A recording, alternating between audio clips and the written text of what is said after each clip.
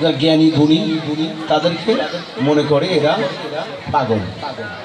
আমরা ওইভাবে মূল্যায়ন করি না। আমরা শিক্ষক সমাজ যারা শিক্ষক যারা আছি এদেরকে ধরো নিরীহ প্রাণী। তো আমি অনেক সময় বলি শিক্ষক হচ্ছে নিরীহ প্রাণী, যাদের যেভাবে খুশি সেভাবে বলা যায়।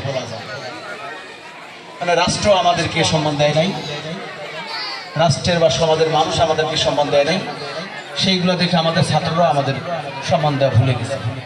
আসলে আমরা এখন এমন একটা পর্যায়ে এসে পৌঁছেছি নিরুপায় হয়েই আমরা শিক্ষকতায় আছি।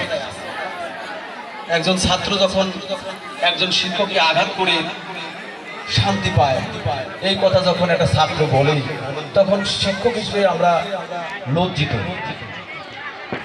এখন এমন একটা পর্যায়ে এসে পড়েছি আমরা না পারছি অন্য জায়গায় যেতে, না পারছি শিক্ষকতা করতে। যাই হোক, অনেক অনেক ক্ষত হৃদয়ে আছে, এত কথা বলবো না।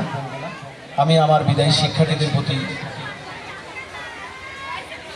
দোয়া করি, আল্লাহ যেন তাদের সামনে যে মিশন আছে সেই মিশনটা সফল করার তৌফিক দান করেন। সকলেই